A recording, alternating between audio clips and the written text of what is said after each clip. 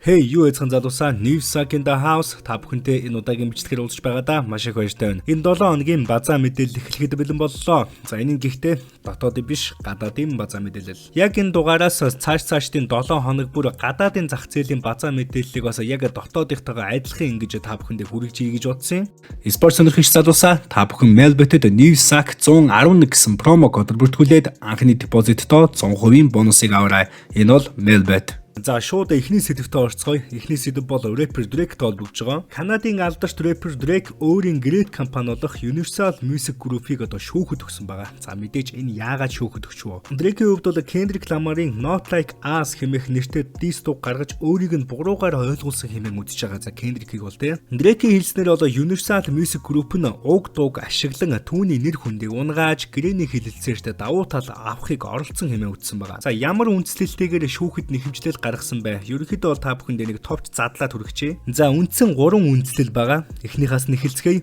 Худал мэдээлэл түгээх. Not Like Us дууна Drake-ийг бага насны хүүхдүүдтэй зохисгүй харилцаатай мэтээр дүрсэлсэн бөгөөд энэ нь огт үндслэлгүй худал мэдээлэл гэж тэрээр үзэж байгаа. Дараагийн үндслэл нь бол ашиг олох зорилгоор худал мэдээлэл тараах. Universal Music Group нь энэхүү дууг идэвхтэй сурталчилж ашиг орлогоо нэмэгдүүлэхийн тулд Drake-ийн нэр хүндийг гутаасан гэж нэхэмжлэлд бас дурдсан байгаа. Хамгийн сүүлийн үндслэл бол аюулгүй байдалд занал хийлэл учруулах. За нөгөө Not Like Us хэмээх дуу нь гарснаас хойш Drake-ийн Торонто дахь гэрт нь халдлага за тэгээ буудлага зэрэг аюултай үйл явдлууд тохиолдсон бөгөөд энэ нь дууны нөлөөгөөр болсон гэж тэрээр бол үзэж байгаа. За ингээд харахад бол дээрх 3 үндсэл нь гуруулаа л ерөнхийдөө дажгүй үндэс суурьтай юм шиг санагдаж байна. За эхнийх нь бол мэдэхгүй те Drake-ийг ингэж бага насны хүүхдүүдтэй яг үнэхээр жинхнээсээ зохистой ярьцдаг юм уу зохисгүй ярьцдаг юм уу гэдгийг мэдэхгүй болохоор за сүүлийн хоёр бол яа харахгүй тэгэл ойлгомжтой. За мэдээж Drake-ийн энэ мэдээлэлд Universal Music Group нь бол хариу мэдээллийг хийсэн зүгээр ангаагаад сууна гэж бол байхгүй. Тэдний хэлснээр Universal Music Group нь уран бүтээлчдийн аюулгүй байдал нэр хүндийг хамгаалах үүрэгтэй бөгөөд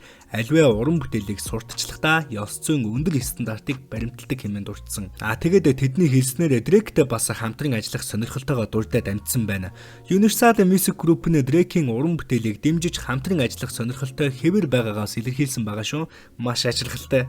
За яг энэ шүүхийн нэхэмжлэлээ шүүхийн маргаан дээр бол Kendrick Lamar-ийн зүгээс яг албан ёсоор оролцоогүй тэгээд ямар нэгэн байр суурийг бол олон нийтэд зарлаагүй байгаа. За энэ шүүхийн цаашдын үйл явц нь бол Drake өмнө нь UMG болон Spotify-г шүүхэд өгсөн ч сүүлд нь энэхүү нэхэмжлэлээ бол ингээ буцаасан байдгийн байна л да ингээ түүхийг харах юм бол. Гэхдээ Drake-ийн хувьд бол тэр том дис тэр том Not Like Us хэмээх дуунаас хойш бол ерөөдөө олтой энэ шүүхэд бол байнгын маргаантай айгүй хил амтай байгаа. Drake-ийн хувьд яг одоогийн байдлаар Universal Music Group-с гадна I Heart Radio гэдэг газрыг бас шүүхэд өгчихсөн байгаа өөрийн нэр хүндийг сэргээхийн тулд. За миний бодлоор яг энэ үйл явдлыг судлаад шүүхийн явцыг харахад бол мэдээж энэ дээр бол Drake ялах үнэр магадaltaй байгаа. Universal Music Group ч гэсэн ерөнхийдөө бол нэг амар учиргүй ингэж ницаахгүй байгаа. Яа, тийм учраас Drake шүүхтээ ялах баха. За аль эсвэл Universal Music Group Drake-тэй хувийн тохиролцоо игээд цаадны чин гомдлыг болоо буцаалгаж чадах бах.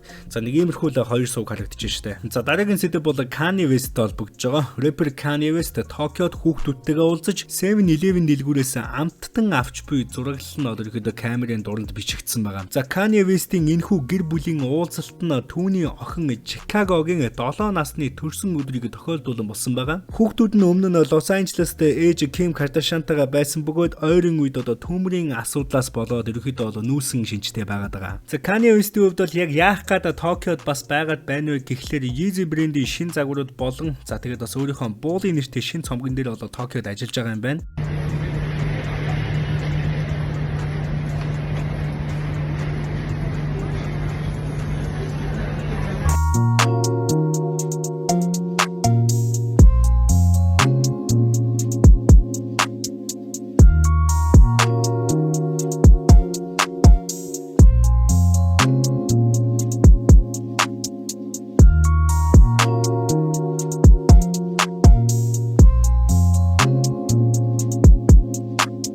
За дараагийн сэдэв бол рэпер Quanda Rondo хэмээх залуутай холбогдож байгаа. За хэрвээ та бүхэн залууг мэдэхгүй юм бол Lil Baby-тэй хийсэн I Remember хэмээх бас дуугаар нь мэдчихэж магадгүй. Ерөнхийдөө бол энэ дуугаараа цаач ерөнхийдөө алдартай болсон гэх юм уу та. Сүүлийн үед энэ рэпертэй холбоотой харт тамхины хэрэг нь бол маш олон мэдээллүүд цацагдаадсан. Тэгээд нэх айхтар анхаарч үзэхгүй байсан чи ерөнхийдөө бол хэрэг жоохон хүндэрчих шиг боллоо. Мань рэперийн хувьд бол байдал нэлээд хурцтмал болохыг мэдээд за өмгөөлөгчтэйгээ ярилцж байгаад харт тамхины хэрэгт бол буруутайгаа хүлээн зөвшөөрч 30 13 сарын 20-нд 3 жилийн тэнцэн харгалзах $40,000 торгууль төлөхөөр шийтгүүлсэн байгаа юм байна одоогийн байдлаар. Quando Rondo 2023 онд Georgia мужид хар тамхи худалдаалах болон бүлэглэлийн үйл ажиллагаанд оролцсон хэрэгээр баривчлагдсан бөгөөд 2025 оны 1 сарын 10-наас ялаа эдэлж эхэлсэн байна. Цаадны зөвд бол мэдээж айхтараа давж заалдаж маалдаад аюу тийм хил амтаа бол хоригдохгүй баха. Яагаад гэвэл өөрөө тэгээ хэрэгээ хүлээн зөвшөөрсөн харин ч гайгүй хөнгөн ял авлаа хэмээн бас судлаачд болон сэтгүүлчнэр үзэж байгаа юм байна. За дараагийн мэдээлэл бол хипхопоос нэг жоохон хүндлэн байж магадгүй. Гэхдээ заавал дурдах ёстой зүйл байгаа. LeBron James-тэй холбогдож байгаа. LeBron James болон NFL NBA-тэй холбогдож байгаа. 2024 оны 12 сарын 25-ны өдөр болсон спортын тоглолтууд NFL болон NBA. За NFL-ийн үзэгчдийн тоон NBA-хээс бол бүр ингээд илт давуу байдлаар илүү байсан. За энэ нь бол ерөнхийдөө спортын түүхэнд тодор бичигдэх үйл явдал болсон. За NFL-ийн хүрээнд бол 2 тоглолт болсон. Тэгээд энэ 2 тоглолтыг бол Netflix-ээр шууд дамжуулан үзүүлсэн. Эхний тоглолт нь Baltimore Ravens-ийн эсрэг Houston Texans, дараагийн тоглолт нь Pittsburgh Steelers, Kansas City Chiefs нарын хооронд тоглолт болсон. За энэ 2 тоглолтын үзэгчдийн тооны дунд чинь Америкийн нэгдсэн улсад нийт 65 сая хүн үзсэн байгаа. Эхний тоглолтын дундаж үзэлт нь 24.3 сая байсан бол дараагийн тоглолтын дундаж үзэлт нь 24.1 сая байсан. Эхний тоглолт буюу Rams болон Texans нарын хамгийн онцлог хамгийн их хандлт авсан үе нь бол half time show байсан. Тэгээд half time show-гоор нь Beyoncé-гийн үзэлбэр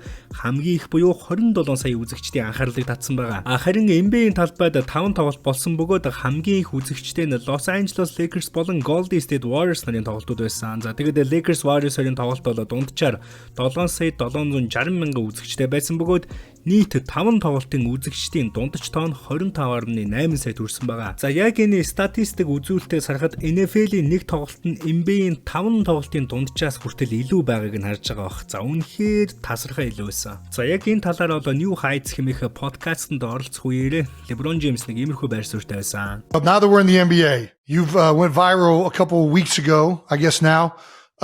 Who owns Christmas? According to you, I love the NFL, but Christmas is the NBA's. Well, listen, we are sneaking in on that territory. Listen. I saw the fucking numbers after the fact.